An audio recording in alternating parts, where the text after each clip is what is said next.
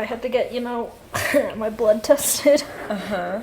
Because my doctor was like, so you have anxiety. What if it's also your thyroid and or your vitamin D levels? And I was like, fine, whatever. I don't care. I probably am vitamin D deficient.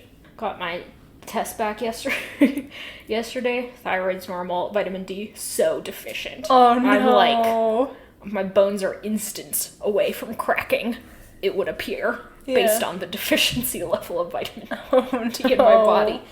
So I was like, okay, whatever, I'll go get some, vitamin D supplements at the pharmacy. Then today I get a message that's like, your prescription's ready. And I'm like, I already got my prescription, my anxiety pills.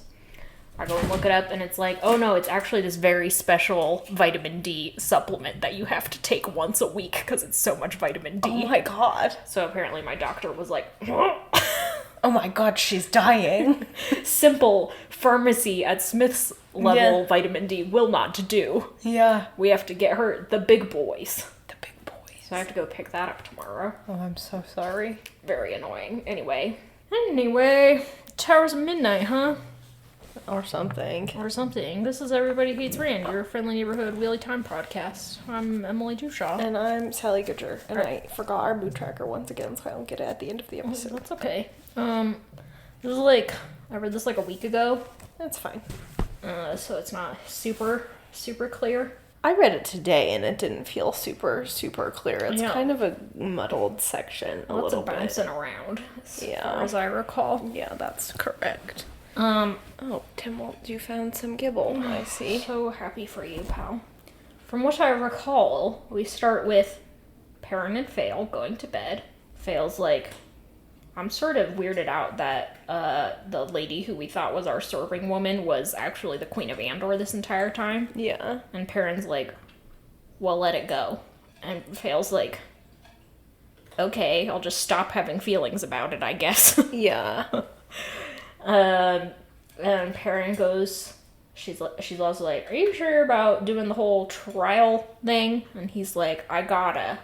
It's the best, it's the only strategy I got at this point. She's like, okay. He goes to bed to have a training sequence with Hopper. He wakes up next to the Tower of Genji, which is kind of funny because Hopper's like, you must have been thinking about it. And Perrin's like, I was certainly not thinking about it. And Hopper's like, oh, okay, then obviously the next most obvious answer is that someone to whom you are telepathically connected is thinking of the Tower of Genji. And Perrin's like, okay, sure, I guess.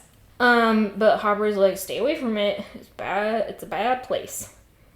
They go to investigate the little purple dome that is around Perrin's, not just the camp, but around the geographical region generally. It's unclear how much area this covers, in terms of square mileage.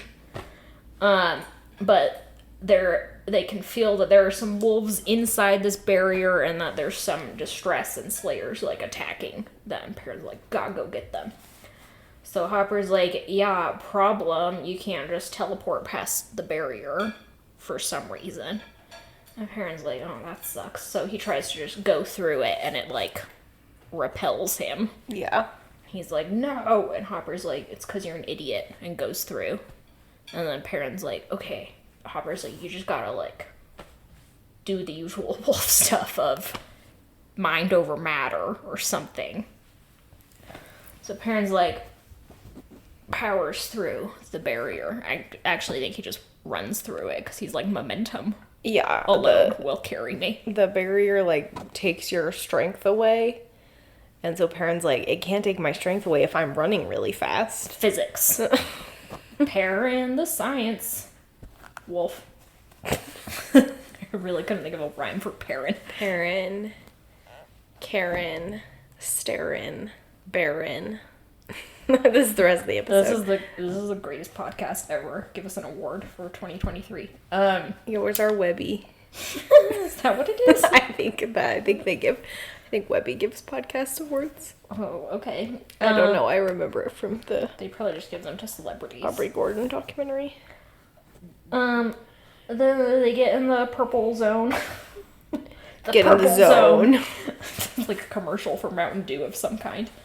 I was thinking AutoZone. Get in the zone. The purple zone. The purple zone. They get in the zone. They go to rescue the wolves. Perrin, like, briefly runs away from Slayer. Gets away from him. The end. Yeah, Perrin sees a bunch of, like, teleportation and shit. Yeah, there's just some, they get away from Slayer. And Perrin's like, what's this giant purple thing? Harper's like, I don't know, but I don't like it. End of scene. Yeah. Meanwhile, Eturold. Oh my god. So much is happening to Eturold. Eturold's Eturold's in Malden. He's not in Malden, is he? Meridon. Boy, it was a mistake having two Ma.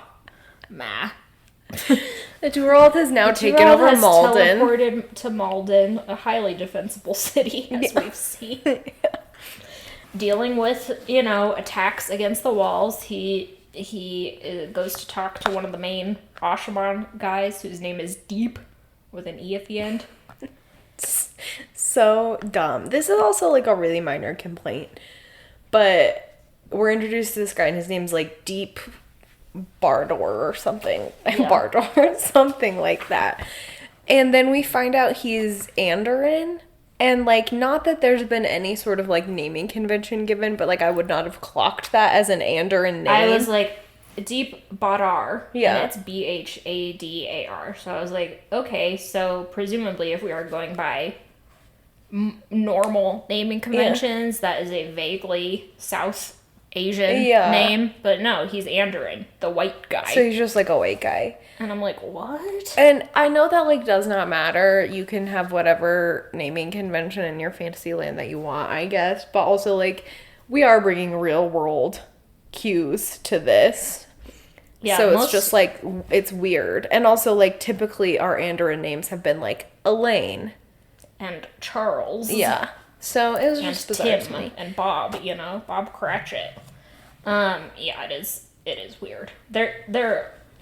I agree. The, like, names, the fantasy names in this text have more or less been, like, so adjacent to white people names. Right. That they indicate white people, or they're just, like, fantasy TM names that don't really correspond to any sort of nationality or race.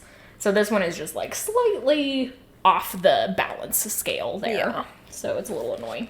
Felt a little strange to me. Anyway, Deep is like, we've got a problem, which is that I can feel channelers amongst the enemy ranks. And, I can only feel male channelers, so who knows if there's female channelers. And Eturold's like, ooh, well, that's a problem. And Eturold starts to, like, give this order of, like, I want the Ashaman to be ready to, like, retreat back because you're, an important resource, so I don't want to just, like, lose all of you guys. Blah, blah, blah, blah, blah. When the wall that they're standing on explodes, and credit to Brandon, it's a very good, like, depiction of being in an explosion. Mm-hmm. Eturold loses his hearing for a little while, and Deep loses a leg or both legs. I think just a leg. A leg, yeah. And Eturold is kind of, like, stumbling half-consciously around, eventually gets taken to a medical tent and is, capital H, healed by one of the other Ashamans, so he gets his hearing back, but also this guy is like, I'm gonna use a weave on you that'll, like, give you a jolt of energy. It's like Panera's caffeinated lemonade. It could be dangerous. But, is that too deep of a cut? No, that was funny. He's like, but it'll get you on your feet. Eturold's like, great. He uses it so that Eturold can keep command. But, of course, now there's a giant hole in the wall. So Eturold is like, well, this is bad. We probably need to abandon the city. And Ueli's like, unfortunately, I will not be abandoning the city because I have a death wish, and so do all of my guys. Yeah.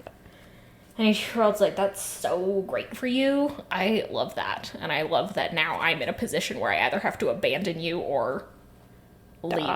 Die with you. Great. But he chooses to He's manipulated into staying. Yeah, he always like, aren't you one of the great generals? Show me your dick. Like, what the fuck is... Yeah, basically, that's how the scene goes. Yeah. It's like, what's the point of you? What's the point of you? I thought you were so great, so show me. Eteral's like, fine. And sets up this sort of like ongoing ambush system where everyone hides in buildings, and when a bunch of, a group of bad guys are walking up a street, they get attacked by archers and cavalry coming from big buildings, and, blah, blah, blah, blah, blah. Basically the only sort of warfare you can conduct inside of a city. No mention really is made of where the civilians are at this point. Yeah. I don't know if they have been evacuated. It doesn't seem... It's hard to... Yeah, it doesn't seem like they're there, but... It just, doesn't seem like a concern, though, either. Yeah. That is my main issue when a city gets invaded. Not that it's... I mean, it is less defensible. It is obviously always better to hide behind a big wall. Mm-hmm. But, cities are well enough equipped to suit guerrilla warfare, urban guerrilla warfare, except that they're full of people. Yeah. So...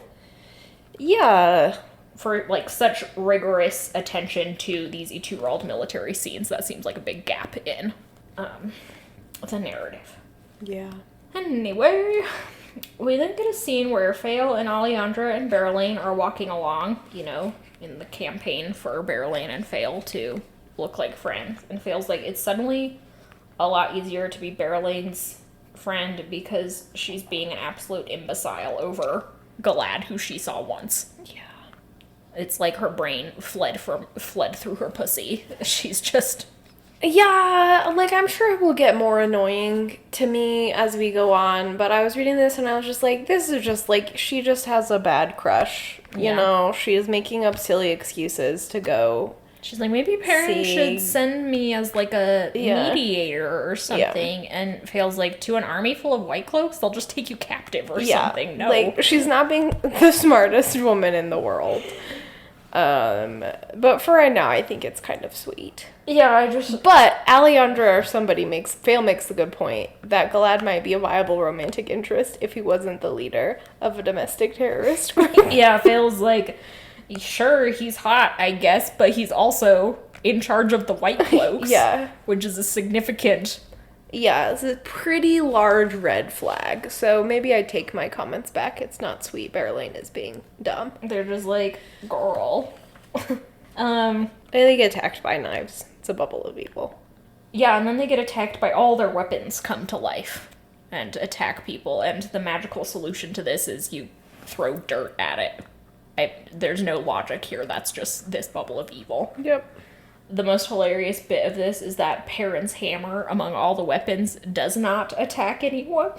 Because it's not a weapon, you guys. It's not a weapon, you guys. It's just reinforcing It can Perrin's... also create. Yeah. You guys are not getting it. Which, I don't know if that is meant to indicate that, the things that are seen as weapons by the bearers... or something, but Perrin does patently use it as a weapon. I know. So it just feels like Brandon or Robert or whoever is being like, please believe me that hammers are different than other weapons in this super important way. And I don't. And I don't. You. Yeah, You can use almost anything as a tool, as our many, many, many ancient ancestors proved. I spent basically my entire adolescence watching crime procedural shows. Yeah. At my friends' houses, just CSI, Criminal Minds, Psych, whatever. Do you know how many people have been hit in the head by normal-ass hammers and died? Many. In those TV shows? So many. It's silly. My other favorite part of this is that Grady and Neald are like, no big deal, babe. And they're just walking around. It was actually very scary. They both have little knives, and they were just pew, grenades. Yeah. We are weapons. So then they were just walking around doo-doo-doo. Yeah. Their section of the camp was the safest. Yeah. Everyone was like, thank you, Grady and Neald. And everyone's like, oh my god, are Grady and Neald, super hot? Is it just me, or did the suite get, super hot? Is it just me? Gull's like, is it just me, or are Grady and Neald, so hot? Yeah. God, if only this that show. would be the throuple of all time. we cut over to Morgause and Galad, where Morgause is valiantly trying to teach Galad, who I believe is in his late 20s, critical thinking. And she's like, God, I really messed this. This was a bad parenting decision. Yeah, I let him get this far into extremist thinking. And I'm like, yeah, girl. But also, he is 27 or whatever. Yeah, and like... How did it get this bad? At least to Morgause's credit, she's like, this one might be on me. She's like, This one might be on me. I really just let him go around thinking that he is the ultimate arbiter of right and wrong. And in hindsight... In hindsight, that was not ideal. Maybe, So, but she does also talk about, like, child Galad. She's like, he was super severe and melancholy, and even as a child, thought the world was black and white. And it's like, so you didn't say anything when he was 6? Yeah, like, it's a thing where she's like, I was just so busy running the country, I guess, that I didn't really pay attention to my stepson's weird neuroses. Yeah. And it's like, girl, yeah, at least you're self-aware enough to realize that this was a bad parenting decision on your part, and we, at this point, can only wish you'd done differently. But, to Emily's point, Galad is, like, 28 or whatever. Like, at some point, he is responsible for his own decisions. Yeah, what I find mostly remarkable is that Morgause solely is in charge, for some reason, of Galad's critical thinking skills. Like, it is true that she was probably an extremely important influence in his life, but for his younger years, at least, he had a father. Yeah. Before Tom killed him in a hunting quote-unquote accident. And, like, he's had teachers and tutors his entire life. Yeah, and he had a mother briefly. Yeah. I guess. At some point. He had siblings, like, yeah... Galad has not been raised in a vacuum. Yeah. This is not the first time he should be hearing that sometimes things are messed up. Yeah, and because Galad finding out that Valda did not kill his mother, he only raped her brutally. That sent him spiraling. He's like, oh my god, I did a bad thing by killing someone who was innocent of murder. And Morgause is like, Valda was categorically not innocent of anything. I'm sure he murdered other people. Yeah, Morgause is like, I wouldn't lose sleep over that one. And Galad's like, you don't understand, I have to lose sleep. And Morgause is like, there are actual things that you could lose sleep over. Such as the domestic terrorism of your group. Yeah. Valda is not one of them. Yeah. Morgause is like, let me give you a thought problem. I have been a judge on many criminal capital cases. Yeah. And I know of at least one where I sentenced an innocent man to death. And, like, what do I do about that? Are there any solid answers about that one? Like, and Galad's like, oh my god, I've never heard. She's like, do I deserve to die, Galad? And he's like, oh my god. Oh my god. I don't know what the answer is. It's so... And it's like, the answer is abolish capital punishment, Galad. But... that would require you to think outside of the box here. Yeah, the answer is, you shouldn't have sentenced a man to die. Yeah. But does more capital punishment solve the problem? Who knows? Yeah. Galad is like, I have to release a letter to my men, letting them know that I killed a man who was innocent of murder. And it's just like this whole spiral, and it's nothing new with Galad. Like, we've seen him do this type of stuff before. This is a heightened example showing how ridiculous this black and white honor system is that he has invented for himself. I think that for once the narrative is perhaps intentionally showing us that Galad is making ridiculous decisions, and particularly around this trial.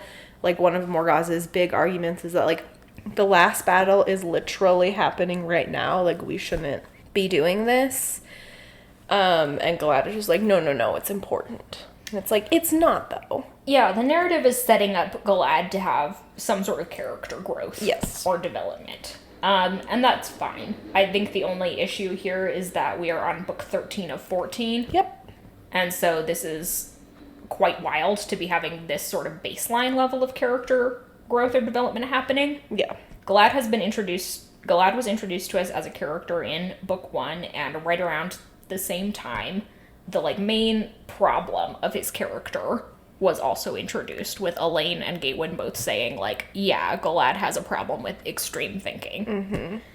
And that was shown to us and more exemplified in the next few books, but, like, around book 6, when it became, like, a thing and a problem, like, it should have started resolving. But Galad is a minor character in a book full of major and minor characters, so there just has not been page space to devote to him until this point, the narrative would have us believe. Yeah.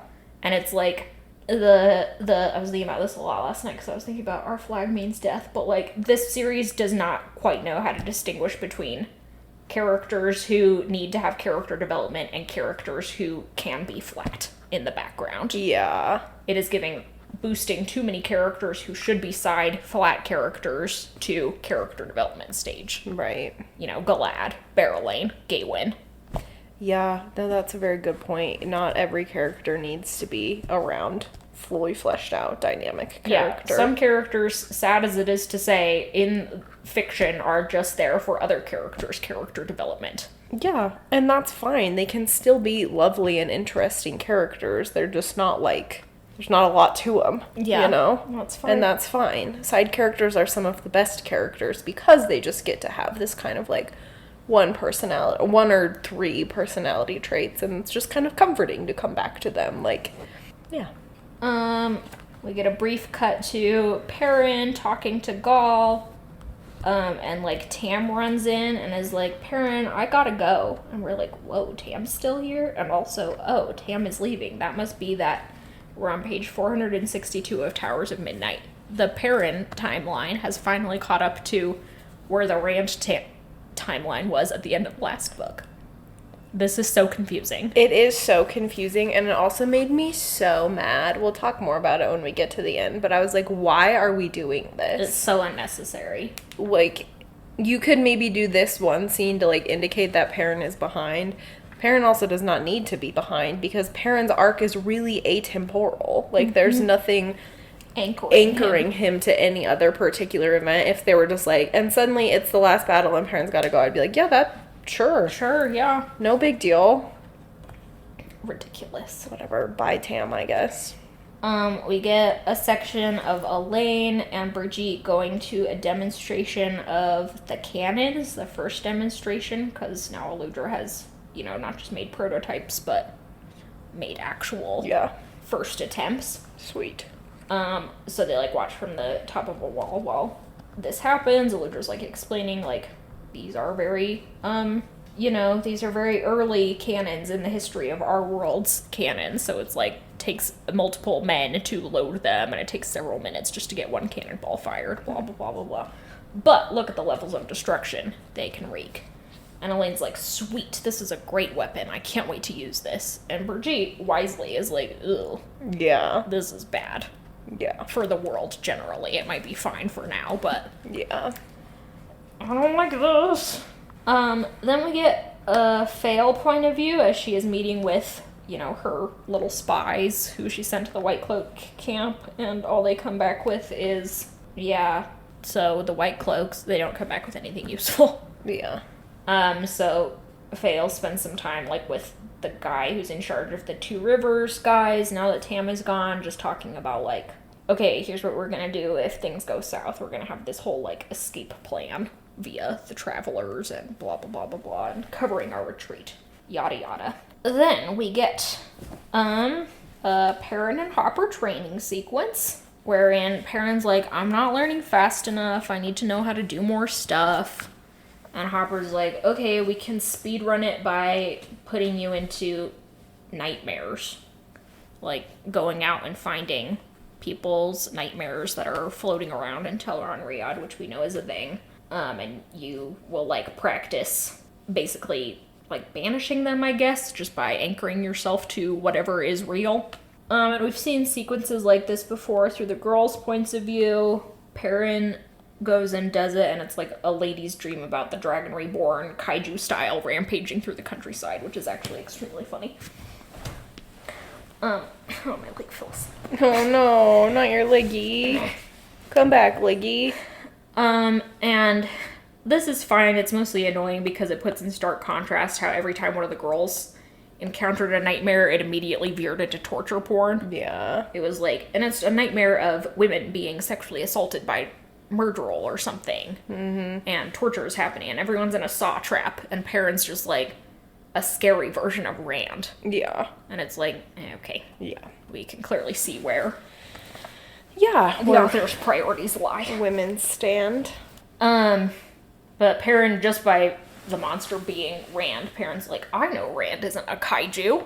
So If only he were. Yeah. Hopper also comes in and saves his ass. And then when they're done with that, they're like gonna do more, but Hopper's like, something's happening. Yeah. Sniff, sniff. Over a dragon mount. So they go over to investigate, and it's like, they're on the slopes of Dragon Mount, and there's a huge storm going. And we reading this are like, oh, is this the moment of Rand's enlightenment? The climax of the last book? Now, in the middle of Towers of Midnight? What an odd decision.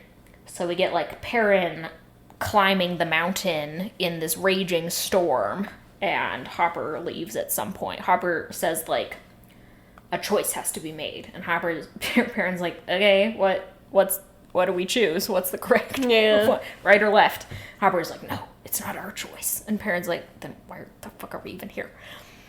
And Hopper's like, but it's a decision between the last battle or, Oblivion. Nothing. Oblivion. And Perrin's like, ooh, sounds serious. So he, like, climbs the mountain and gets up to this, like, dream version of Rand, where Rand is standing in the middle of the storm and getting surrounded by darkness. And Perrin's like, you can do it, Rand. Like, shouting encouragement at him as Rand slowly disappears behind the darkness. And then, suddenly, some light emerges. It made me think of that scene in Beauty of the Beast. Where, like, little dots of light start shooting off his fingers. Animated Beauty of the Beast, to be clear. And then, Perrin, suddenly it's all light, and the storm goes away, and all the wolves in Perrin are like, fuck yeah, we did it. The last battle. So, what a wild decision is all I have to say. To have this scene, in the middle of Towers of Midnight, and not concurrent with this actual scene happening at the end of The last book. Almost 500 pages of content ago. And B, to have this scene where Perrin does nothing. Yeah. And is just looking at it.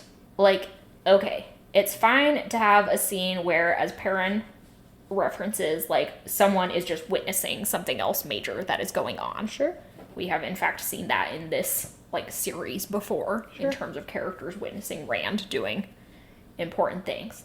But for, like, pacing and tension and development reasons, those things have to be concurrent. To have it happen after we already know the result is freaking wild. Yeah.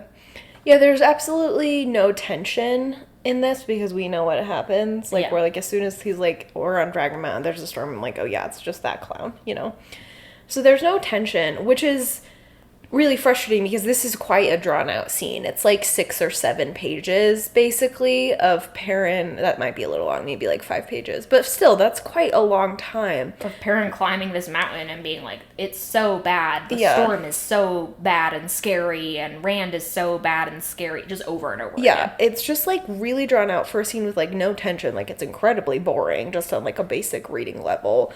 And there's just, like, no purpose to it. We gain absolutely nothing out of this, except that the wolves are, like, cool. It's the last battle.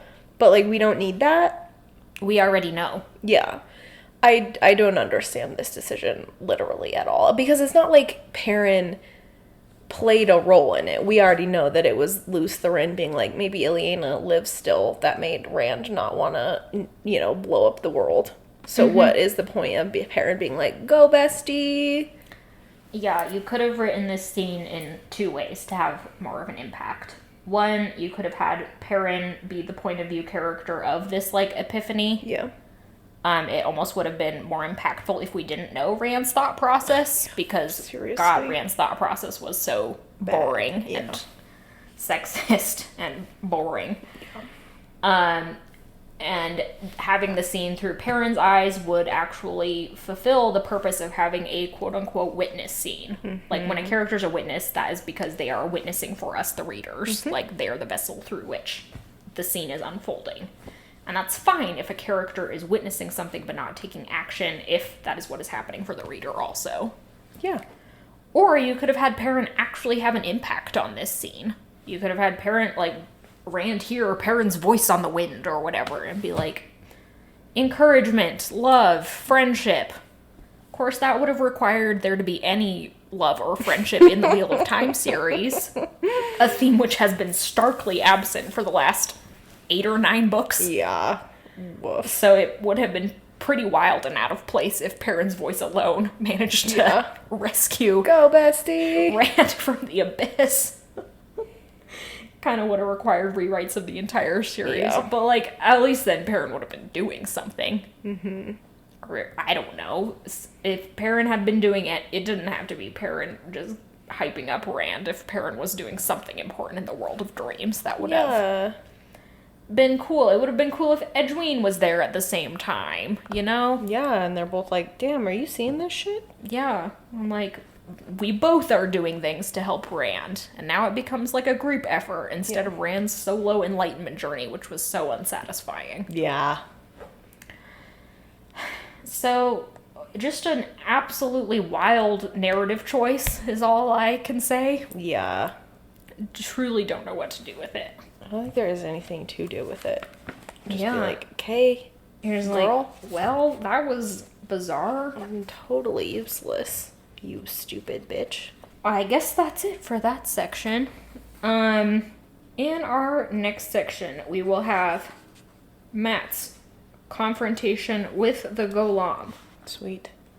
We will have more Meridon, not Malden, sections, including the climax of that sequence. It will end one way or the other. And we'll have an extremely annoying Min point of view, as always. And then we'll have some sort of scattered points of view from Edwene, Perrin, and Gawain. Is that chapter called Good Soup? Yeah. A good soup. Because the chapter starts with, Swan makes a pretty good soup. And that's the only reference to soup that there is. It's just clearly like, Brandon was like, I have no clue what to name this chapter because there's no thematic coherence. So, soup it is. All of which is sort of leading, the Edwene and Perrin stuff is leading up to Perrin's trial, White Cloak's trial, obviously, and also this sort of climactic Teleron-Riyadh sequence that will intersect with Edwene's Teleron-Riyadh sequence where she is confronting Masana. So, Whoa. we're ramping up to something. Something. We already know that, like, the climax of this book is going to be the Tower of Genji. Yeah. So it's, like, a little confusing that we're going to be having a different climactic sequence for other characters going on at, like, the midpoint of the book. You know, they're not all intersecting the way they did so neatly at the end of The Dragon Reborn, but so it goes. Yeah, I was just gonna say, I miss the early books where, like, climactic sequences made sense together, even if they were separate. Where things were all happening at the same time, approximately. Yeah. And now it's like, cool. Perrin's actually 6 months in the past. So... And yet somehow he and Egg are doing the same thing, even though Egg had decided to go after Masana after her encounter with the Enlightened Dragon Reborn. So... Yeah, it'll I have guess been 3 days for Perrin and for Edwene. a month? A month. 2 weeks? Who knows? Hard to say. We will... I don't know how long Perrin goes before that, but it's just like, Yeah, why can't aren't they remember how just much on the time same? there is They're between. probably on the same timeline by then. I just think the whole thing is silly. Wild. Silly Billy.